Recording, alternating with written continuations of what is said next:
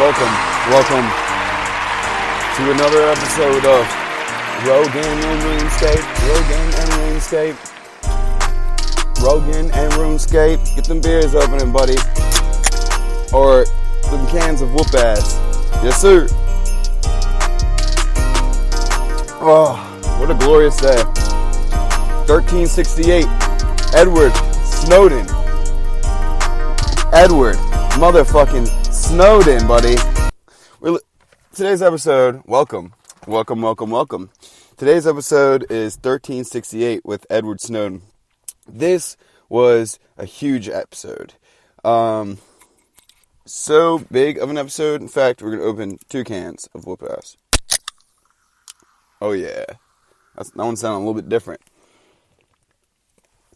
So yeah, this episode was big. However, it was more dry than I thought. I should have probably figured that, but it's a little bit dry to listen to and keep up with notes, especially if you're not into tech. I love tech, and a lot of the tech that some of the stuff in this episode I kind of cover. I kind of glaze over, but I could go in depth or detail about, but I don't want to in this specific one. Like I said, it would be cool to have like a tech episode one day. But anyways, let's get started. So 7 minutes, 17 seconds is kind of like where it started. And Joe was saying that the only other time he's done a remote podcast was with John Anthony West, who I don't remember who that was. But no bullshit. Before he said John McAfee, I was thinking the only remote podcast I can think of is with John McAfee. And then a second later, he said, yeah, John McAfee. So Joe was asking Snowden if he could make a YouTube channel, and Snowden replied with it's like really weird laughter, and he was like, well, it could be possible, Joe. But what about all the skeletons in my closet? No, really, this guy was kind of a little bit dry. And I mean, really, how can you blame him, though? He's been pretty much stuck in a country that he didn't choose for the past however many years, and always basically on the run. If he gets extradited to America, then he's going to probably face some serious charges. One crazy thing is, though, I'm getting a little bit ahead of myself, but a lot of this that he talks about takes place in our very own state of Virginia. Granted, Northern Virginia, which is where all the military and government stuff is. It's more Northern Virginia than Central or Southern. And believe it or not, the crazy thing is that Virginia, even though some places aren't like there are some really poor places of Richmond, and just 2 hours north there are neighborhoods that are $1.5 million homes up in Loudoun County and Fairfax. No joke, I've driven past these neighborhoods where it says in the mid 1 million, mid 1 millions, which is just, it's crazy. But so yeah, he's like, well, it could be possible, but he's probably thinking about what all the fucked up shit I've done, or not even fucked up, but what about all the shit I've done? I'm sure someone's going to sabotage it. He was like, well, if you can get me fans, Joe. And Joe was like, you know what, that's possible. Which Joe always does that. Joe's always like, you know, Jamie, where's Jamie? It's like, get him a big bag of weed, or give him some of my elk meat. Or do we have any of Tom Papa's bread laying around? Go grab some of that bread, Jamie. Always giving away stuff to the guests, so or offering to help them promote their YouTube, which is cool, really cool. At 8:53, Snowden started talking about the post 9/11 era. If you remember what it was like the changing of technology and the changing of government. Now, most of us are my friends IRL. I'm 25, so we were in first grade. I think we were in first grade, 2001. Yeah, 2001, first grade, and I just remember getting pulled out of school. I just remember it being on the TV, I think, or there was an announcement basically that something happened, and I remember sitting in our classrooms, and then just one by one, people's parents would come and pick them up. Kids would be dismissed to the door, and their parents would be there, or dismissed to the office. And yeah, my mom picked me up and went home, and watch it on TV, and at such a young age, you don't really fully understand the gravity of the situation. I remember drawing a picture of it, and it was like a cutout picture where the plane was cut out so you could fly it into the buildings. But yeah, I mean, I was a first grader, so hindsight's 2020 now. Yeah, that's in bad taste to draw a cutout flying plane that you're able to fly into the buildings. Yeah, but I was a kid, so. But anyways, yeah. So I don't really remember much of what life was like before. I remember dial-up, but I don't really remember much of what life was like before 2001. But when he was talking about the technology and government change, one thing he's referring to is the Patriot Act. So, Jamie, can you go ahead and Google that? Yeah, pull that up over here, Jamie. No, I wish I had a Jamie. I don't have a Jamie yet. Or do I? Do I have a Jamie? No, I don't have a Jamie yet. But, so yeah, the Patriot Act it's kind of nifty because, or it was tricky because it was called the Patriot Act, but really what a lot of it meant was actually restricting of your freedoms. And one thing that Snowden does mention in this podcast at a certain point is that whenever the government names something like Patriot Act or Operation Freedom, it usually means that it's something more sinister to it. They're not really that blatant about, Anyways, so 12/14, Snowden was talking about how Joe's fans have been bugging him to get on the show. And, I don't know why I never thought about this. I don't know why I never thought about Snowden being on. I mean, it's not like I sit around thinking about Snowden, but that would have been a good episode. I don't know why I didn't think about it. At 14, so at 13:26, if you guys are wondering who Edward Snowden is the man who basically worked for the NSA, and he had access to some really high up things because of his security clearance and the type of IT work he was doing. And he essentially found stuff that was concerning and alarming and, I guess, illegal, probably morally wrong too.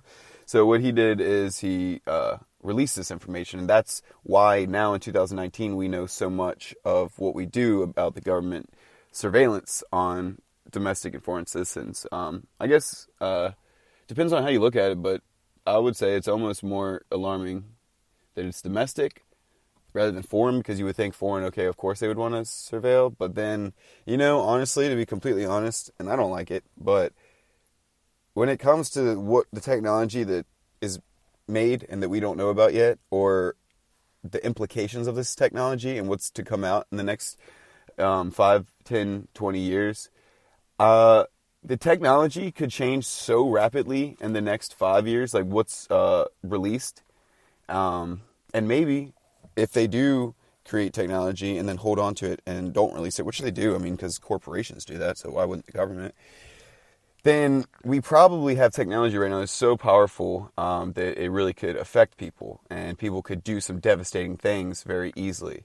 So I'm not saying I agree with the surveillance, but to play devil's advocate, the next 20 years we're going to have some crazy access to what other people do, like to your movement information, all that stuff. It's going to get complex. So, maybe that's why they have a surveillance thing, to kind of surveil certain keywords and stuff like that. But it's still alarming, to say the least, especially when there's not a discussion really from their part to us about what's going on. It's kind of just the citizens finding out all by themselves. So yeah, that's who Snowden is, and now he's basically in exile in Russia. He can't leave Russia. So 14 minutes, Snowden was saying that the government's doing something wrong. He saw that the government was doing something wrong, violating the law and what he believes to be the Constitution, and more broadly, human rights in the U.S. and around the world, both domestic and foreign.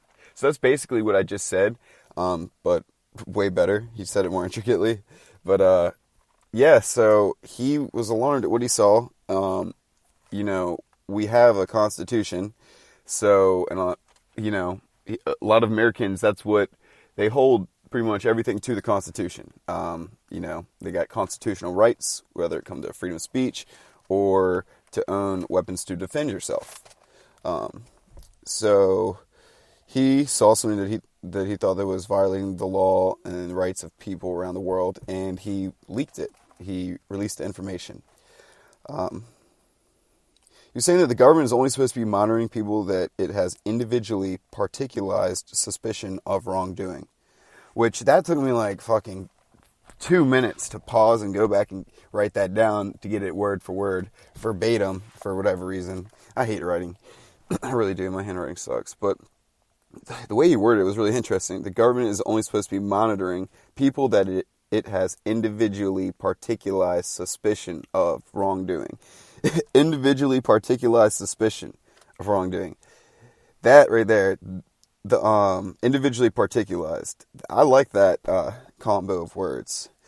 So basically, he was saying that basically the government's only supposed to monitor people that it has like individually targeted as being suspicious. Like they do something suspicious. It's not supposed to be some like wide range surveillance, is what he's saying. It's not supposed to be this broad surveillance dragnet over every citizen and just seeing what you do and what you talk about. It's only supposed to be about ones that are cause suspicion, is what he was saying. And he's saying that it's changing, and it's changed from what it used to be, I guess, of individualized or individually particularized suspicion to now it's basically just, it's a broad thing, anyone that they suspect. He was saying that they basically have, they were telling us that there are sleeper cells across the country, and that's why they need to listen to what everyone's talking about. He was saying that this was not accurate. I kind of want to, this might sound fucked up, but and I don't know. Actually, I don't know if I want to, but I wonder if I know anyone that is a sleeper cell, but I don't know that they are a sleeper cell. You know what I mean? Have you gone to school with anyone, or have you worked with anyone, or gone to university, or even a neighbor that's like literally from another country as a sleeper cell, like collecting information? I saw this. This might sound a little bit racist, but it really isn't. I saw this Asian lady from DC. Well, I assumed that it was her from DC because there's a lot of Asians from DC, or at least the car license plate. And it made me think, like, she was speaking in Chinese, and it made me think, like, well, I wonder about Chinese sleeper cells, like, because everyone would think, Russian sleeper cells, and that's what or Afghani, I guess people would think, like, Middle Eastern terrorist sleeper cells. I think that's actually probably the bigger thing, is what people thought was Middle Eastern, like Syrian refugee sleeper cells, or maybe even possibly Russian sleeper cells. But, like, what about Chinese? Like, there's a whole bunch in San Francisco, New York, DC. It's kind of like the big parts. To my I mean, I saw a lot of Asians when I went to California, and I live 2 hours away from DC, so been there a couple times and seen a lot of tourist Asians, and of course you got Chinatown. Never been to New York Chinatown. That would be kind of interesting. I don't even know if I would want to go to New York, though, honestly. I really don't. Like, it's just a lot of traffic. Like, okay, maybe the Joker movie put it into a little bit of a bad light for me. Just like when they did that overview shot of, like, the city, it just all looks, everything's too close together, too crowded, too many people, fucking all that advertisement, just forced in your face. Don't even get Ari Shaffir started on that. All right, we're getting a little bit distracted, so let's raise our cans of bullshit and lower them of their contents. Not cans of bullshit, cans of whoop ass. What am I saying? So it's 1717. He begins to say that inevitably the mass surveillance on everyone under the guise of national security, it grew into a power move. It was a power play, essentially. Like, it was under the facade of national security. I'm sorry. It was basically like saying we need to surveil because to protect you guys. But really, what he is saying is that it grew into a power move. Like, it was more or less like, oh shit, we have this technology to spy on everyone. Quickly collect all their data now, and let's be the leader in the world of this technology, and not let another country, do